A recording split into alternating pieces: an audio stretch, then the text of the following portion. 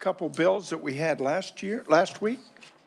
So we're going to, the first item on the agenda will be Senate Bill 197. And with that, I'm going to ask revisers to give us a short recap of 197.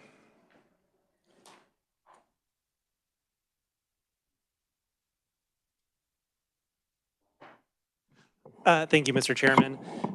Senate Bill 197 would extend the sunset date of the Star Bonds Financing Act to July 1, 2030. During our last meeting when we started working the bill, there was one amendment offered to rehabilitate mall facilities that the committee did approve of.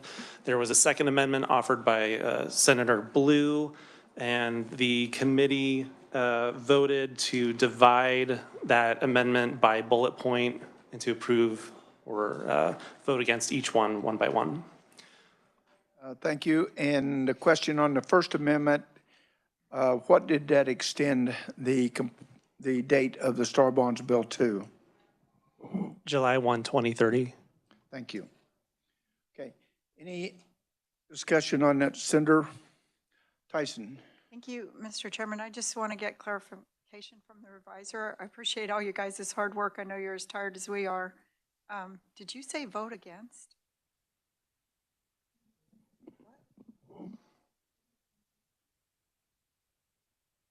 When he said that we would take them one by one and vote against, I thought I heard.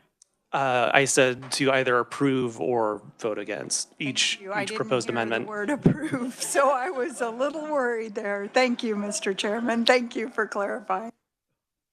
Okay. So with that, what we'll do now will be opening up to the previous amendment that we had by Senator Blue, and we're going to take the bullet points one by one and have discussion on each one of these bullet points. So Senator Blue, would you give us a recap of your bullet point number one? Yeah, I will go ahead and have the reviser do that, and I would like to amend my my motion and withdraw that second bullet, or that last bullet point. The last bullet point? After further discussion, I don't think it's ready, so I just want to withdraw that last one. Okay, we are on the first one now. Right, but I'm just saying in general. Okay. The last bullet point, we won't discuss it. Okay, so the first bullet point. Thank you, Mr. Chairman. So the first bullet point aims to eliminate the authority for municipalities to use eminent domain to build a Star Bond district. We had started discussion on this bullet point, and then there was a question asked by Senator Titus.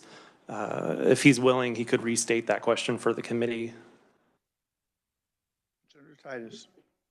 Thank you, Mr. Chair. I'd be comfortable, Kyle, if you want to just give a brief synopsis of what you provided. Might be easier, but it was about the what the impact of removing this would be on municipalities' ability to exercise eminent domain in a Star Bond. Thank you, Mr. Chairman. Yes, as I recall, the question concerned reconciling the authority for cities and counties to use eminent domain for economic incentives versus the authority that's given under the Star Bonds Financing Act. And so I'm just going to try and provide some just very brief background. So the general rule is local units of government in Kansas, they may exercise the power of eminent domain where the legislature has delegated this authority to that unit, or where the local government has home rule power. So in our Kansas statutes, we have numerous specific sections of law authorizing the use of eminent domain by a specific unit of government for a specific purpose. In 2005, the United States Supreme Court held that public use provision of the Fifth Amendment's taking clause permits the use of eminent domain for economic development purposes. However, the Supreme Court in that decision did not preempt states from taking any additional action on that matter. And the Kansas legislature in 2006, the next year, enacted a number of restrictions on the use of eminent domain for economic development purposes. Specifically, KSA 26501B prohibits the taking of private property by eminent domain for the purpose of selling, leasing, or otherwise transferring such property to any private entity unless the taking meets one of the listed exceptions in that statute. But then in 2007, a bill was enacted that specifically granted cities and counties eminent domain authority to acquire property for star bonds districts. So this current amendment aims to remove that specific grant of eminent domain authority.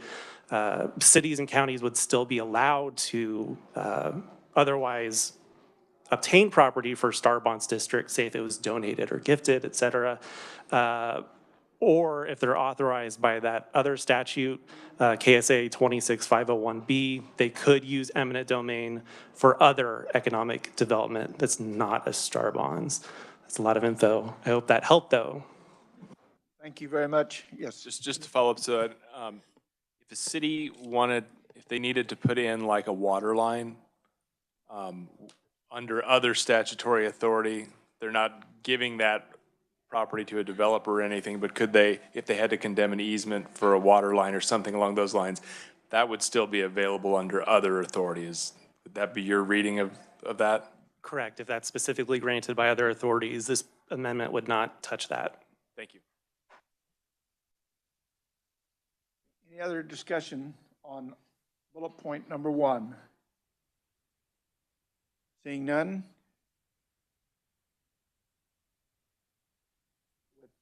No other comments?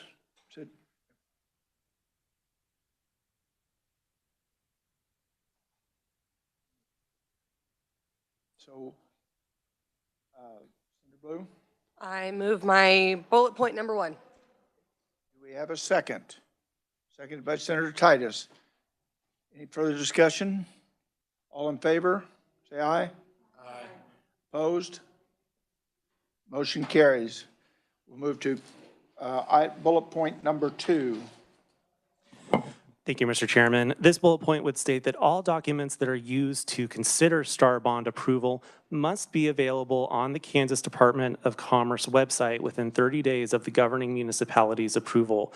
And this change can be found on page 7 of the amendment.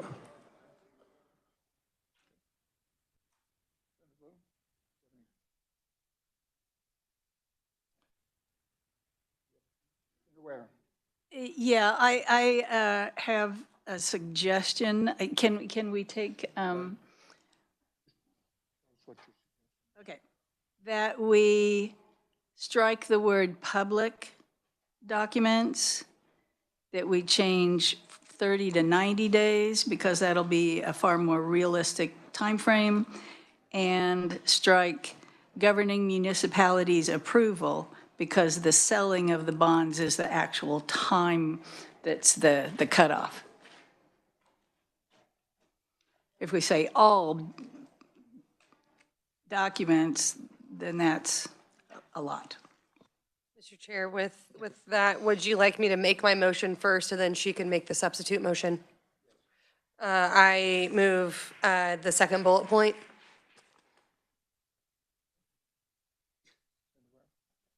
And I have a substitute motion, that we use the word public documents, that we change it from 30 to 90 days, and we strike governing municipalities' approval, because that's just one step in the process. The actual deciding moment is when they're sold.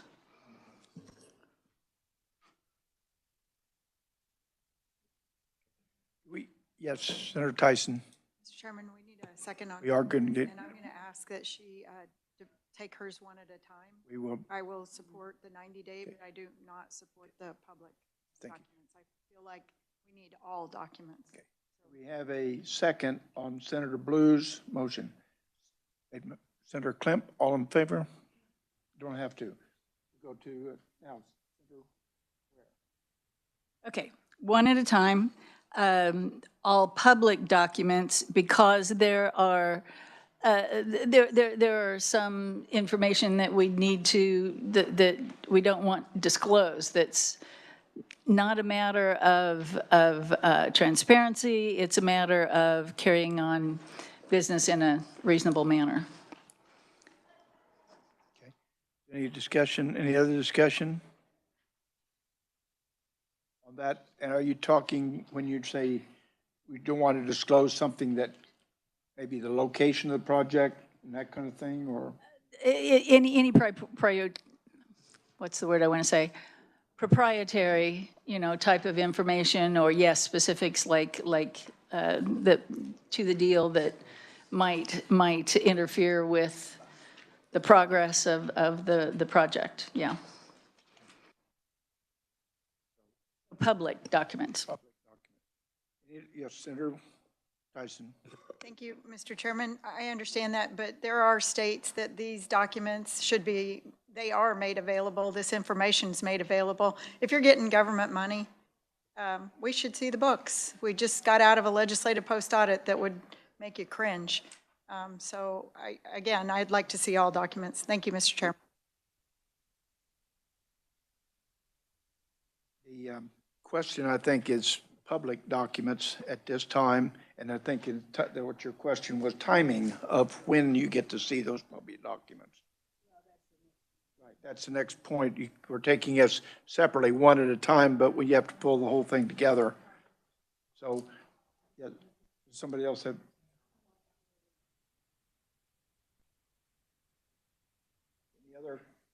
Any other comments? Any other comments? So we're talking about, the first one is if I change it to public, take public out of that. Is that what the question is? Mr. Chairman. Adding. Mr. Chairman. That's the word public, right? I can't, I'm sorry, I'm having a hard time following. Where's the public reference in this? I see the 30 days. Adding the word public, all public documents. Okay, hold it. Tyson. I don't understand. What's the conceptual? I see the 30 days, but I'm struggling to find the public document reference in here. It's to be added, the word public to be added in front of documents. Where at? All public documents used to consider star bond approval. That's just a summary. What line or what paragraph section are you adding?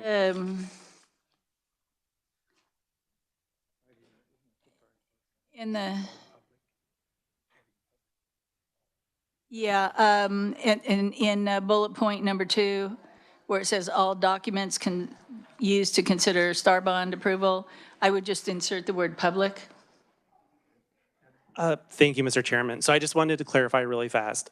So first of all, the summary document may not necessarily reflect the actual precise wording of the bill itself, and the bill is what matters. And in the bill, the documents that are considered by the municipality are listed, and you can find those on page 8 and paragraph 4. That's one list. It's the feasibility study, the star bond project plan and financial guarantees of the prospective developer, modified versions of the plan. Those are listed in kind of the second part of this change, where the department has to provide that information to the public. And from what I understand, most, if not all of that, would have been made public during the municipality's meeting where they were deciding whether to approve the project or not. Well, if that's the case, then maybe I don't care then. That'll be good. I was just concerned about, trade secrets, things that would break the deal, that sort of thing, having to be disclosed. That wouldn't have, substantially changed this whole scope, or, not to be secretive, but.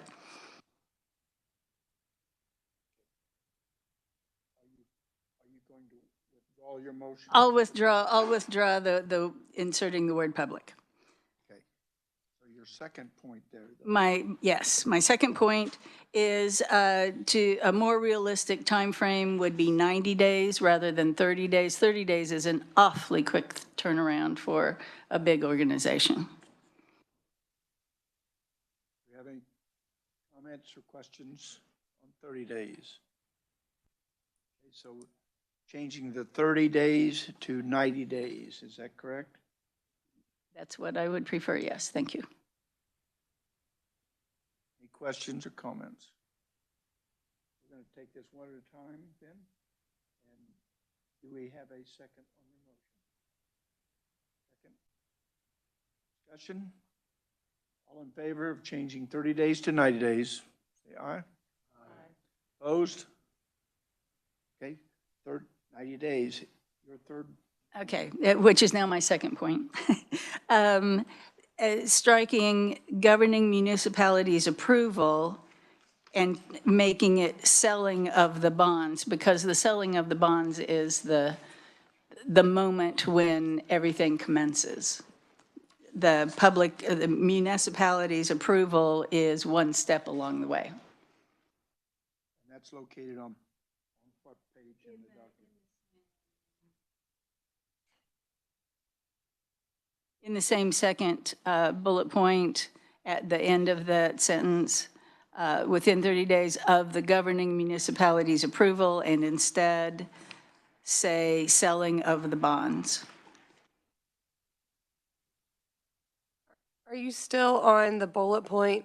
Because we have to be in the bill, not the summary.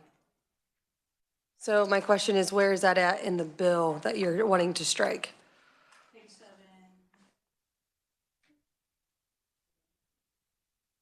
I believe it would be subsection I is the relevant portion, which most part of it is already current law, and it specifically deals with that portion of the process where the plan is being possibly adopted by the city or county.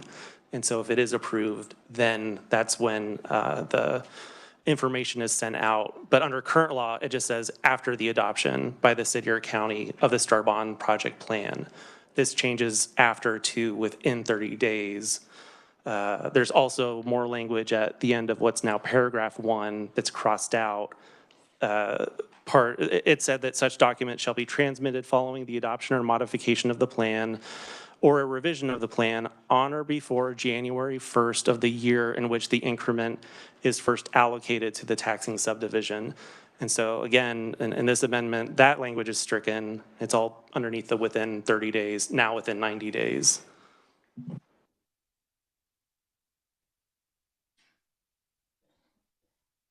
Is that satisfactory? Yes. Thank you, Mr. Chairman. So, Kyle, does that mean that we would have to add the language selling of the bonds to that section? Or does it matter? I mean, does it matter?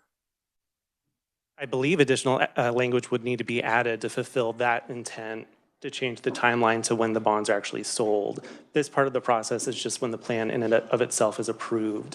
So where would you add selling of the bonds? I think that's where we're a little stuck. Where would you add that? Well, The intent of the amendment. I mean, first glance, I would think at the very beginning of subsection I, but I would, if the committee wanted to pursue that intent, I would just ask for leeway for me to analyze the language and figure that out. Thank you. Any other comments?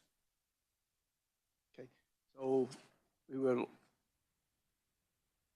allow the revisor to have leeway with that comment if this goes on. Is that correct? That's what you're asking? Okay. Any other discussion? Make your motion. I move those changes. Thank you. We have a second. Motion been made and seconded by Senator Klump. Any discussion? All in favor, say aye. Aye. Opposed? Motion passes.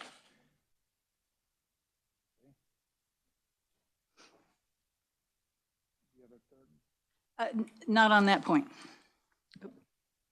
Okay, so is there any other changes to the second bullet? Any other changes to the second bullet? Yes.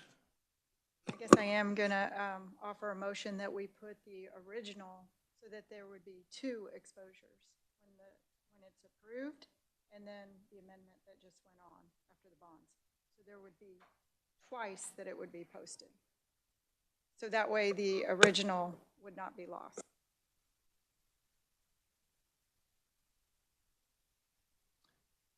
Can I ask the revisers for comment?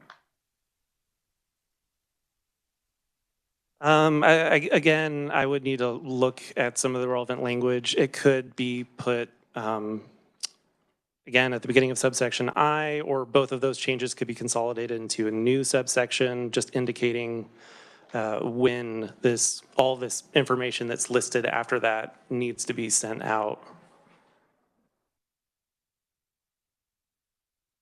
I guess I'm going to ask a question. When would that information or this information which we're considering here be available within 30 days to the public? Or 90 days, excuse me. First one's 30.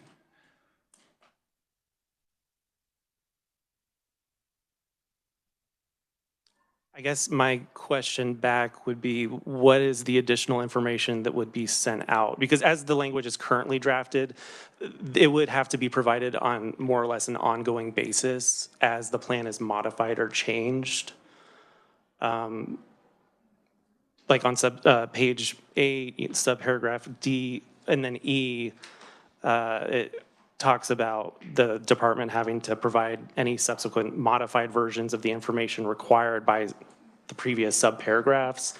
It seems possibly that idea is already built into the amendment language to be updating the information on an ongoing basis. Project move forward, then there would be more information to be available. Is that what I'm hearing? Right, and would be publicly available on the committee's website within that initial 90 days of approval by the municipality. I think your comment here also should be that we give you leeway in this, in drafting that. Is that correct? Yes, if you move forward with asking for both points of requiring that information to be sent out, I would need a bit of leeway to make that work.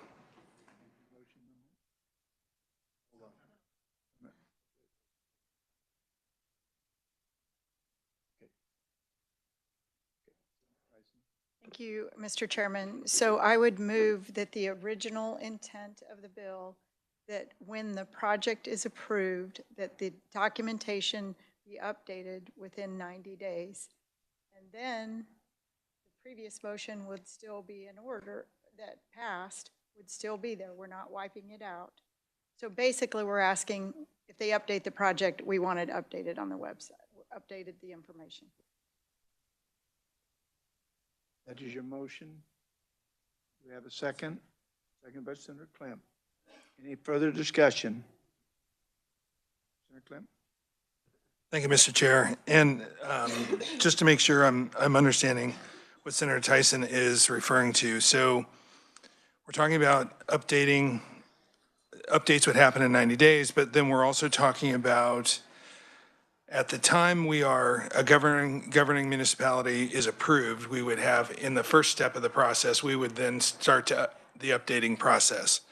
In addition to that, upon the selling of the bonds, which is the final step of the process, we were talking about updating the documents to show that as well. There's probably one thing that's left out in the process. As we continue to have updates, there should be maybe a cadence to update as additional things happen. So we just don't stop there when we have additional updates. So it seems like we get to everything just by the selling of the bonds, but if we wanted to just say the first step of the process, the last step of the process, and subsequent updates might be a better fit for driving accountability. Thank you, Mr. Chairman. I will absolutely amend my motion if the second would appreciate that. So we will add that, so ongoing updates. You amended your motion. Do we have a second? We have a second by Senator Clem. Any discussion on the amended motion? Seeing none, all in favor? Opposed? Motion carries. And revisers do have that, and so you do have a little leeway when you put that together. Thank you. Okay, moving forward to the third bullet point. Blue.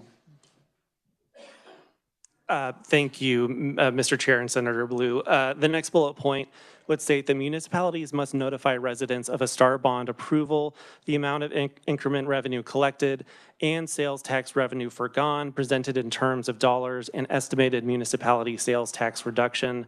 And so, again, this is in that same area of the bill as the previous bullet point, near the bottom of page 7, paragraph 3, subparagraphs A, B, and C. Blue, do you have any comments? I will ask a question. What does the term sales tax revenue foregone mean? Well, on one hand, the proponents of the amendment might be better suited to answer that, but generally speaking, I believe it concerns the tax increment revenue portion. So essentially, just a little bit of background, I guess, like under the act, right, STAR bonds can be repaid by all the revenues that are received by the city or county from incremental increases in transient guest taxes, local sales taxes, and use taxes collected from taxpayers doing business inside the district. And so when the district is set up, the base year level of sales and property taxes is established, and then the tax increment is then calculated from the amount of taxes that are generated above that base. And the increase can come from value added from the development or from natural value growth of existing property. Taxpayers within the district, they keep paying their property and sales taxes as normal. It's just the only difference is the tax increment amount is separated out and it's distributed to the local government specifically for repayment of the bonds. So it doesn't go to that government itself for other purposes. And so I believe the idea of the foregone revenue is meant to capture that amount of money that the government otherwise could have used for its services, but are instead going towards the bond. Any questions? Yes, Senator Clem. Thank you, Mr. Chair. So, sorry, I think, so the term is, on foregone, it's sales tax reallocated for the repayment of the bonds. Is that a fair assessment of the definition? We're just, and it's sales tax we wouldn't have if we didn't have the STAR bonds. Is that also, I don't know if that's more of a curiosity question. It seems like the term could be sales tax reallocated for the purpose of repaying the bonds. The foregone seems like it might be confusing to the folks that read that.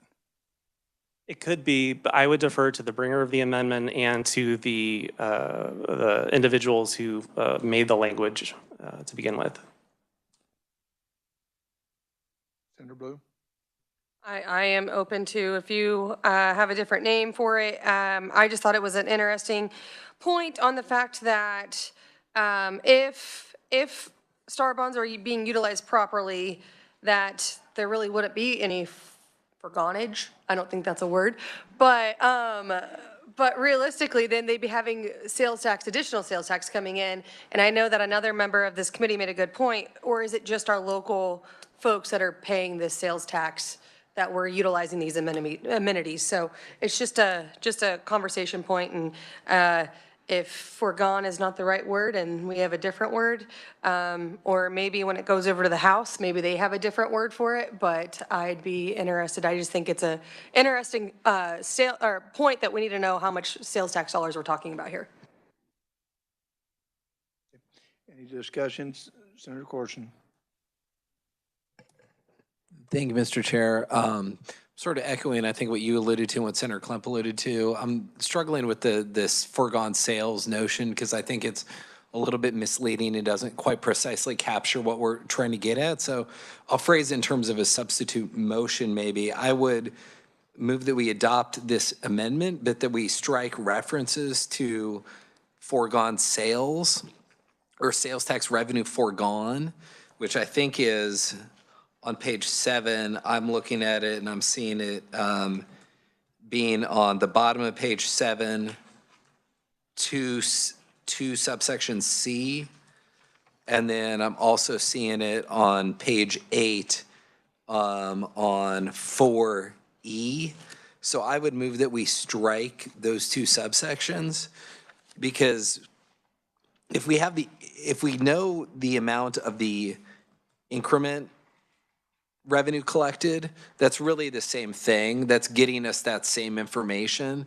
And I think sales revenue forgone is, again, what Senator Klemp said is I think correct. Folks could debate this, that it wouldn't be forgone. This would be new revenue that wouldn't otherwise be collected if not for this district being there and this attraction and project taking place. So I think as long as we're getting the increment revenue, that's really getting us what I think is the useful number. And my motion would then delete what I think could be the maybe kind of duplicative and then maybe confusing part of it. So I like the amendment. I just think if we made that change, that would get us where we want to go in maybe a slightly more precise way. So that'd be my motion. If I understand your motion, you're going to strike the word foregone, Those two subsections that reference foregone. the sales tax revenue being foregone, yeah, and then otherwise adopt the amendment as proposed. We got that motion in a second by Senator Owens. Any other discussion? All in favor, say aye. Aye. Opposed? Seeing none, motion passes. Okay. We are back on item number 3. Is there any other discussion on item number 3? Well, we're on 3. We're on forgone. Back on the motion for you, Senator Blow. But it superseded.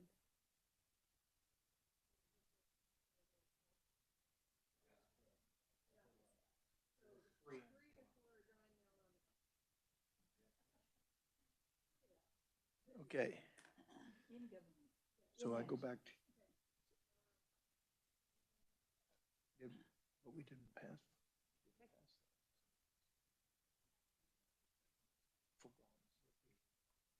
Both of those.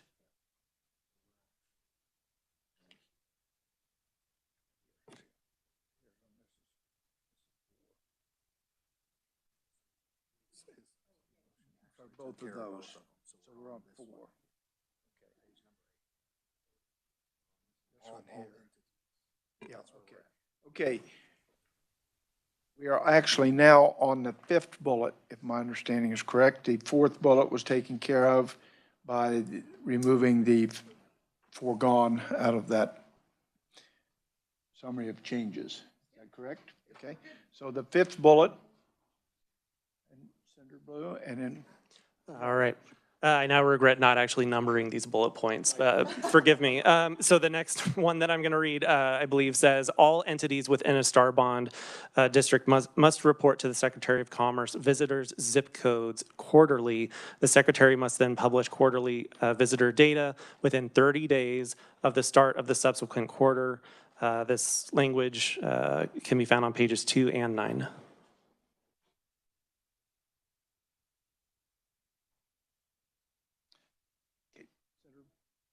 Thank you, Mr. Chair. And Kyle, I just want to note too, on page 2, it's just striking from annual to quarterly. So this is already done, correct? Correct. And it's just adding more data, so it's not just done annually, but it's done quarterly, and then adding it in page 9 as well. And Mr. Chairman, just to add to that, it's true, the language on page 9, that requirement is existing law. It's just the requirement had been put in sort of an odd place in statute. So it was just being moved. You can see where it used to be on page 2, the very bottom, the language that's now being stricken. And that requirement is now being moved to page 9 and fleshed out a bit.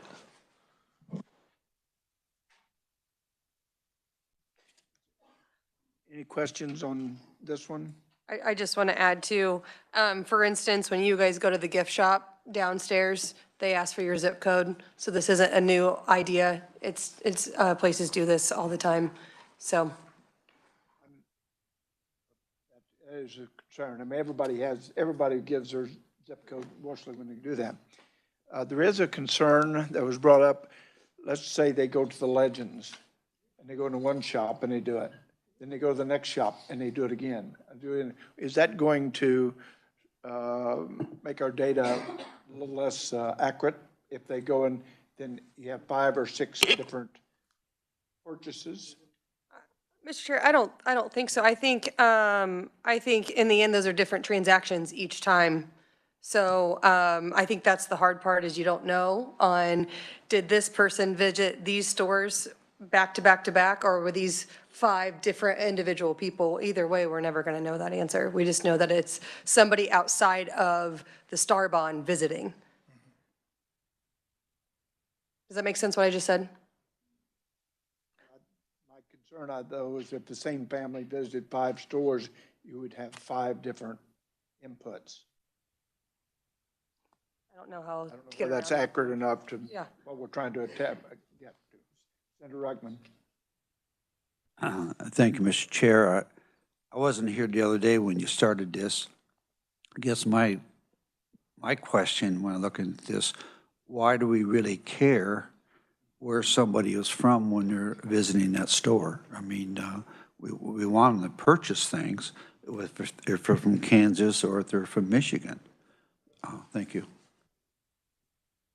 Mr. Chair, if I can answer, I think it's interesting that you use Michigan as not a bordering state, but I think the reason I think this is important is because we want to make sure that the people who are visiting are, one, are they not Kansans? Are they people traveling in? But 2, is it just the normal people in that area that are benefiting from this, or are we actually bringing in new travelers to this Star Bond?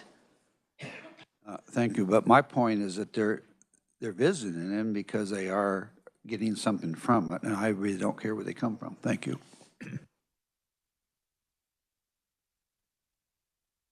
Senator Blue, I've got another question on your bullet point.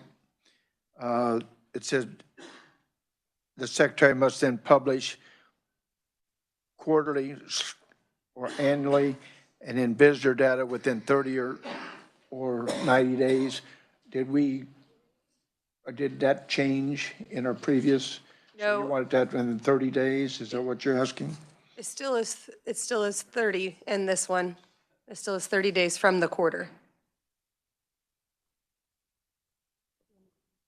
I'll make a motion, or add to my substitute motion, or I don't know, can I amend my motion to make it 90 instead of 30, so that way it is consistent with previous language. Any discussion? Do we have a second on your motion? Second? We have a second. Senator Ware seconds. Any further discussion? All in favor? Say aye. Opposed? Okay. Motion carries. Okay. So that is the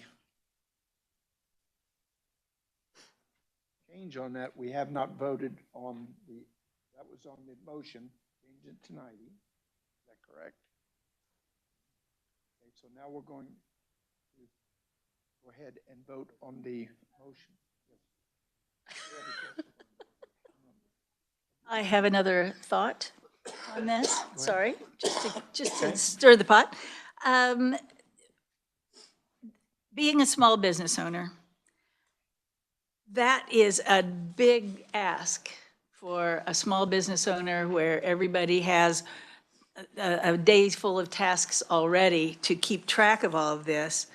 What I'm wondering is if we can't, instead of saying all of the businesses, say the main attraction business as opposed to the ancillary businesses, and because they would just have far more capacity to report all that data.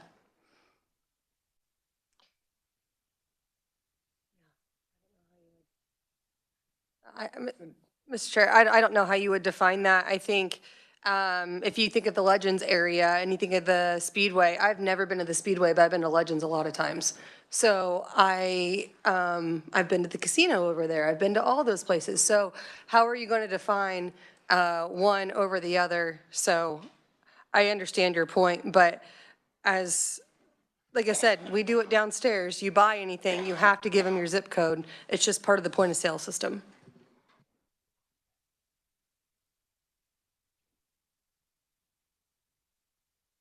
Any other comments on this? Yes, Senator Tyson. Thank you, Mr. Chairman. Also, we may not like it, but our government is geofencing us, so they know who's there. Thank you. Any other comments? Okay. That has been amended, right? To 90 days. Now we're going to go back and ask you to. Thank you, Mr. Chair. I move my bullet point amendment as amended. We have a second. We have a second. Second by Senator Tyson. All in favor, say aye. Opposed? Chair's unclear. Ayes, hold your hand up. 5. Opposed, hold your hand up. Motion passes. Okay, so that is the 5th bullet point. We're moving to the 6th bullet point. This is Thank you, Mr. Chairman. This bullet point aims to disallow any state general funds or federal revenues from being used to pay off a STAR bond. You can see that reflected on first page 10, where it states the sources of payment, striking references to state or federal government, and then there's a more express prohibition on page 15 that specifically says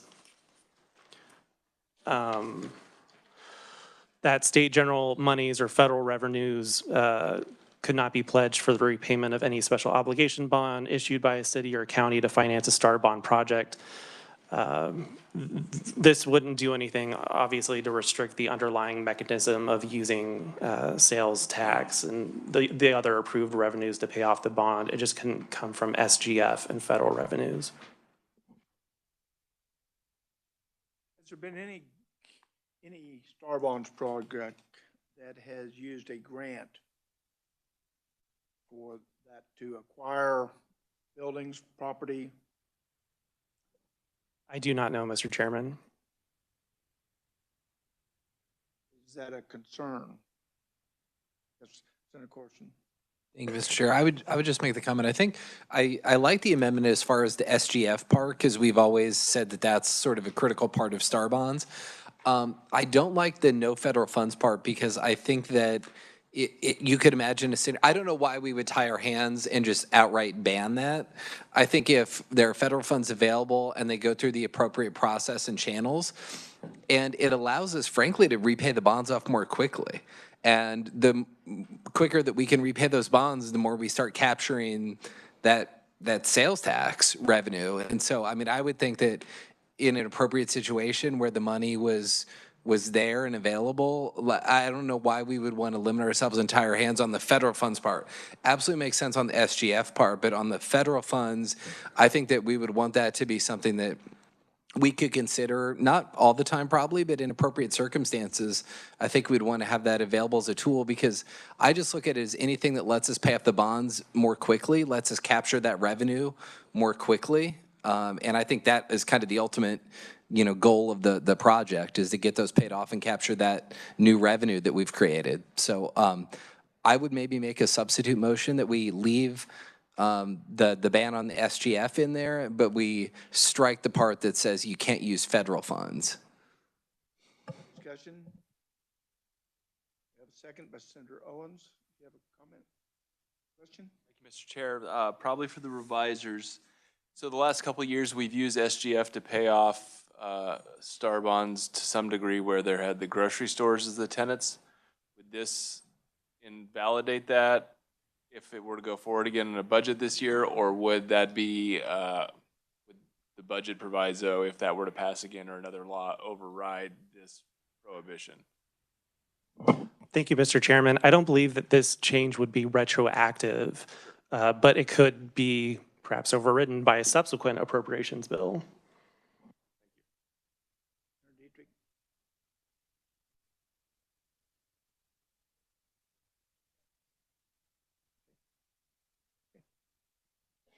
We have a substitute motion by Senator Corson. Do any further discussion? Do we have a second? We have a second by Senator Owens. All in favor, say aye. Aye. Opposed? Motion carries. Okay. So we are back on the last bullet. Nope, we got it. Well, the last bullet is, we took that out, right? Okay, so we withdrew this last bullet. Okay, so we have went through all of these. Thank you. With those amendments, we are now back on the original amendment, and Senator Tyson. Thank you, Mr. Chairman. I do have an amendment. You're not surprised. I'm not surprised. Go ahead. Thank you, Amelia. I'd like to pass. So, Mr. Chairman, as she's passing that out, I'll explain my amendment if I will. Sure. To expedite time. So I've always thought there should be a second set of eyes looking on this, just not one person approving these star bond projects. And so this amendment would require a majority vote of the Finance Council.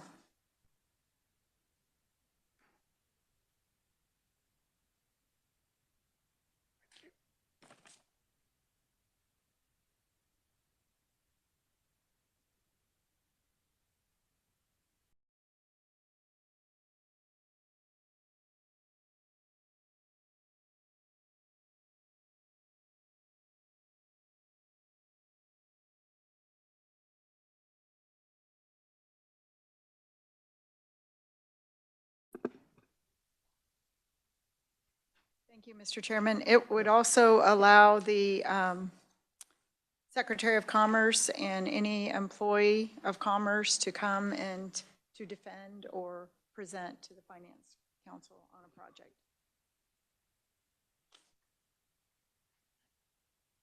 My question on this one, Senator Tyson, would be timing of that to the Finance Council. Is it when the project is?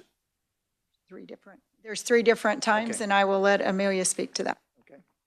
Mr. Chair and members of the committee, yes, the amendment would propose to require, prior to the Secretary of Commerce's approval of a star bond project or star bond district, that approval would first have to go to, or the project would first have to go for approval to the State Finance Council before the Secretary could approve the project. That's kind of the first step. There are two more at the time before the actual star bond financing provisions are approved or additional financing is approved. Again, it would require the prior approval of the State Finance Council. Any other discussion? Yes, Senator Clem. Thank you, Mr. Chair. As I think through that, I think it's getting another set of eyes is a good decision. Where I was drawing some curiosity is setting a time limit for a turnaround. I think anytime you're dealing with funding and financing, and there's probably a time limit so it doesn't drag out, so we can either make a decision to move forward or not. And I think if we could add some language on a turnaround time frame, it might be helpful. Senator Tyson. Mr. Chairman, I would like to dispose of this motion, and if he wants to make a motion after that, that would be fine, but I would like to dispose of this one first before we start amending it as conceptual. Senator Corson. Thank you, Mr. Chair. I would just comment that, I mean, I think we always want to have another set of eyes in the abstract is never a bad thing, and I certainly wouldn't generally oppose it. But I think here, when we're talking about how these deals come together and how they get worked at, I think a lot of entities would probably balk at saying, now this is another set of people that we've got to talk to. We have to have multiple public processes versus being able to negotiate with one entity and one person and maybe some local entities. But I think you're throwing in a lot of other people into the mix. And I worry that with a lot of these sensitive, larger deals, for example, like a sports stadium or something like that a lot of people are going to say, we're not going to have a drawn out, protracted public negotiation over a couple months. We want to be able to go to a state where we can, sit down and talk turkey with the Department of Commerce and decide whether we want to make a deal. And we, tightened up and put in all kinds of oversight. I think generally the Star Bonds program is working well. So I just think in practice, even though I'm generally supportive of more oversight and accountability, I just think in practice this has the ability to blow up more deals than it does do good. When you think about in practice how these deals come together, when you're talking about major private sector investment. So that'd be my comment for consideration. Thank you. Thank you. Yes, Senator Blue. Thank you, Mr. Chair. Senator Tyson, could the State Finance Council go into executive session and talk about this? Mr. Chairman, thank you. Yes. I don't see why not, but they would, we rarely can go into executive concession. They would have to have a specific motion and follow law to do that, in order to do that. Okay, thank you. Any other questions or comments? Yes, Senator Tyson. So I would like to respond to Senator Corson's comments. I would disagree. These are multi-million, $100 million projects. And why wouldn't you want the governor, obviously, the State Finance Council are 6 representatives from the legislature. It's not going to the entire legislature. It's saying there's a group of us, we want a second set of eyes on these projects to say yes or no. That's all it is. And if somebody doesn't want to do business in the state because they have to deal with the governor and elected officials besides the Secretary of Commerce, do we really want them in Kansas? I'm going to ask the question of timing here. Normally, a project goes through, and it's been through a lot of additions and went through a lot of work to get to a point where they're going to sign on the bottom line. Is this the final step? So that Department of Commerce, before they sign on the bottom line, get the approval of the State Finance Council. Just a majority vote of the state. Right, majority vote of the State Finance Council. That is the final step before the Secretary of Commerce signs on the bottom line. That's my understanding. So that's not going to add a lot to that. And want to make sure that the legislature and the governor know what was negotiated in that final agreement. I think that's what the comment is. Is that Senator Corson? But I haven't had a chance to digest it all, but I believe the carry of the amendment said that there was like 3 sets of approvals that they would go through. So I'm just, we'll leave it to the good senator to explain it more, but I understood there would be 3 different sets of approvals that would have to be gone through. That's what I understood from the senator and the reviser. Mr. Chair, members of the committee, I guess I wouldn't characterize it, maybe I misspoke. I wouldn't characterize it as 3 sets of approvals. The provision is included in the statute that currently provides for approval of projects and districts and approval of financing, Star Bond financing. So that's all in one statute, and those approvals by the secretary would first need the approval of the State Finance Council. So that's kind of one category. There's another statute that provides for existing projects to make applications for additional financing. And so the provision is also included in that statute. Should a project come back later and request additional financing, the the approval of the State Finance Council would be required in that case as well. And you mentioned a third. What was the third?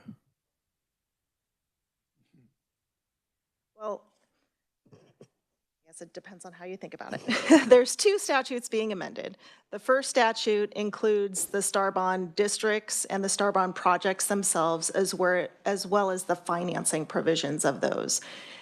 If you read that statute, it can be a one-step, two-step. I mean, I don't want to say how many steps the Commerce may have in their process because they've got a process. But there may be one or two categories in there because the project or the district, as well as the financing, before the secretary can approve, it would require the approval of the state finance council. So that's one category, but it could be thought of two if you're thinking about the district versus financing, but sometimes it could be one. Any other questions or comments? Senator Clinton. A comment.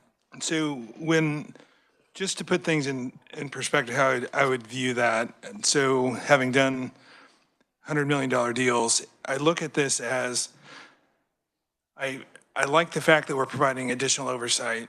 I think that's going to be important, but I also feel like it could impede our ability to get some of these true opportunities across the goal line.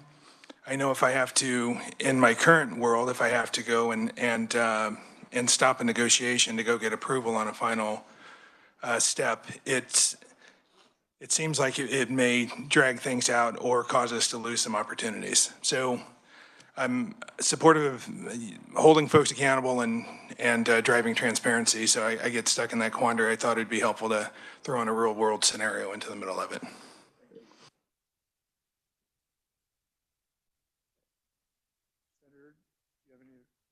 No, Mr. Chairman, I just really think we do need a second set of eyes. And if you guys would have just got out of the meeting on legislative post-audit, you would be asking more than a second set of eyes. And I'm not saying the Star Bond projects, but we have had some questionable projects just in Topeka, the racetrack and other issues. So it just helps to have a second set of eyes looking at this stuff. That's all I'm asking for. Thank you, Mr. Chairman. I don't think it'll prohibit anybody from coming. Believe me, if the Royals and the Chiefs want to come, they can still come. You've made your motion. We have a second. Do we have a second on the motion? We have a second on the motion. We have a second. Senator Blue. Any further discussion? All in favor, say aye. Aye. Opposed? No. Unclear? So, for the motion, hold your hand, say aye. Opposed? Motion fails. Division? Division, would you call the roll? You have the roll.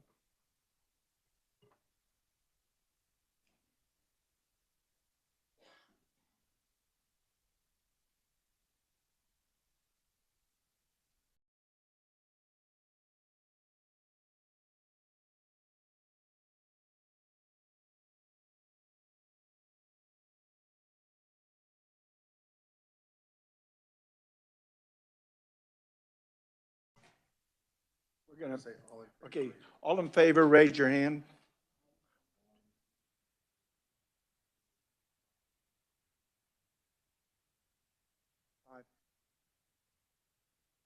One more time. Did you raise your hand with it? Okay.